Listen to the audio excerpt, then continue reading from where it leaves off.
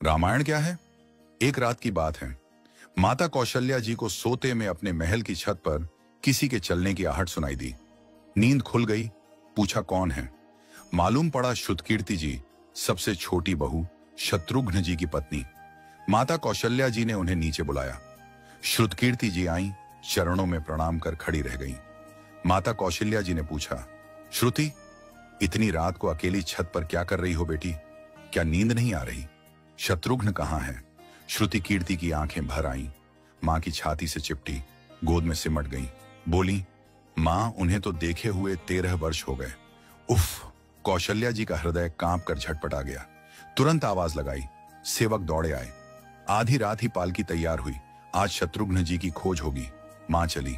आपको मालूम है शत्रुघ्न जी कहां मिले?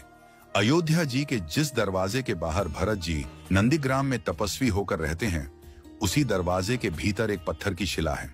उसी शिला पर अपनी बाह का तकिया बनाकर लेटे मिले। मां सिराहने बैठ गईं, बालों में हाथ फिराया तो शत्रुघ्न जी ने आंखें खोली। मां! उठे, चरणों में गिरे। मां, आपने क्यों कष्ट किया? मुझे बुलवा लिया होता। मां ने कहा, शत्रुघ्न यहां क्यों?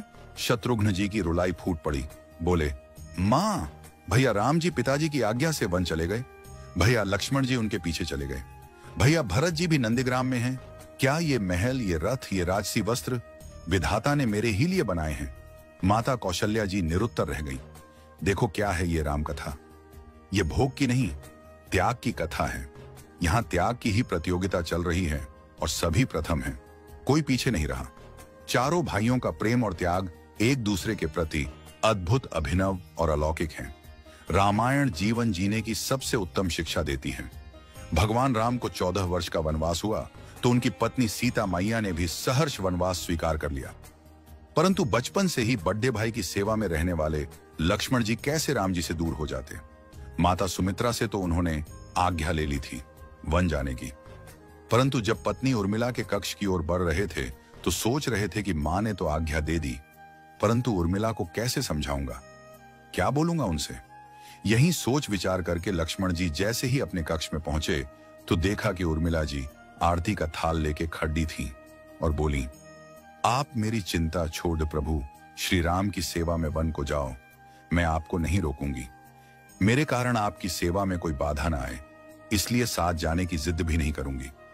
लक्ष्मण जी को कहने में संकोच हो रहा था, परंतु उनके कुछ कहने से पहले ही उर्मिला जी ने उन्हें संकोच से बाहर निकाल दिया।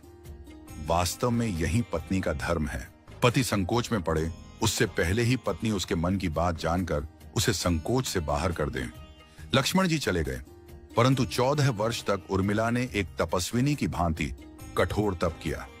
वन में प्रभु श्री राम माता सीता की सेवा में लक्ष्मण जी कभी सोए नहीं, परंतु उर्मिला ने भी अपने महलों के द्वार कभी बंद नहीं किए और सारी रात जाग जाग कर उस दीपक की लौ को बुझने नहीं दिया।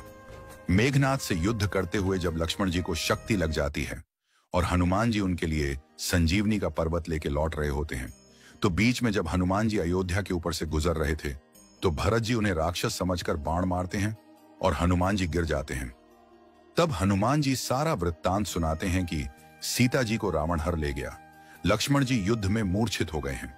ये सुनते ही कौशल्या जी कहती हैं कि राम को कहना कि लक्ष्मण के बिना अयोध्या में पैर भी मत रखना, राम वन में ही रहे। माता सुमित्रा कहती हैं कि राम से कहना कि कोई बात नहीं, अभी शत्रुघ्न है, मैं उसे भेज दूंगी। मेरे दोनों पुत्र राम सेवा के लिए ही तो जन्मे हैं। माताओं का प्रेम देखकर हनुमान जी की आंखों से अश्रुधारा बह रही थी, परंतु जब उन्होंने उर्मिला जी को देखा तो सोचने लगे कि यह क्यों एकदम शांत और प्रसन्न खड़ी है। क्या इन्हें अपनी पति के प्राणों की कोई चिंता नहीं? हनुमान जी पूछते हैं, देवी, आपकी प्रसन्नता का कारण क्या है? आपके पति के प्राण संकट में हैं। सूर्य उदित होते ही सूर्य कुल का दीपक बुझ जाएगा। उर्मिला जी का उत्तर सुनकर तीनों लोकों का कोई भी प्राणी उनकी वंदना किए बिना नहीं रह पाएगा। उर्मिला बोली, मेरा दीपक संकट में नहीं है, वो बुझ ही नहीं सकता। रही सूर्योदय की बात, तो आप चाहें तो कुछ दिन अयोध्या में विश्राम कर लीजिए, क्योंकि आपके वहां पहुंचे बिना सूर्य उदित हो ही नहीं सकता। आपने कहा कि प्रभु श्री राम मेरे पति को अपनी गोद में लेकर बैठे हैं। जो योगेश्वर प्रभु श्री राम की गोदी में लेटा हो, काल उसे छू भी नहीं सकता। यह तो वो दोनों लीला कर रहे हैं। मेरे पति जब से वन गए हैं तब से सोए नहीं हैं। उन्होंने न सोने का प्रण लिया था, इसलिए वे थोड़ी देर विश्राम कर रहे हैं, और जब भगवान की गोद मिल गई तो थोड़ा विश्राम ज्यादा हो गया। वे उठ जाएंगे। और शक्ति मेरे पति को लगी ही नहीं, शक्ति तो प्रभु श्री राम जी को लगी है। मेरे पति की हर श्वास में राम है, हर धड़कन में राम, उनके रोम रोम में राम है, उनके खून की बूंद बूंद में राम है। और जब उनके शरीर और आत्मा में ही सिर्फ राम है तो शक्ति राम जी को ही लगी, दर्द राम जी को ही हो रहा। इसलिए हनुमान जी आप निश्चिंत होके जाए, सूर्य उदित नहीं होगा। राम राज्य की नींव जनक जी की बेटियां ही थीं, कभी सीता तो कभी उर्मिला। भगवान राम ने तो केवल राम राज्य का कलश स्थापित किया, परंतु वास्तव में राम राज्य इन सब के प्रेम, त्याग, समर्पण और बलिदान से ही आया। जिस मनुष्य में प्रेम, त्याग, समर्पण की भावना हो, उस मनुष्य में राम ही बसता है। कभी समय मिले तो अपने वेद, पुराण, गीता, रामायण को पढ़ने और समझने का प्रयास कीजिएगा। जीवन को एक अलग नजरिए से देखने और जीने का सोर मिलेगा।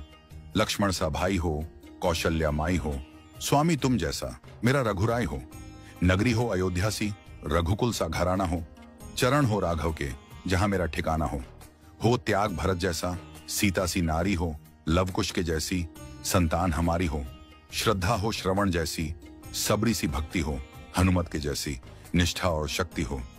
ये रामायण है, पुण्य कथा श्री राम की। जय जय श्री राम।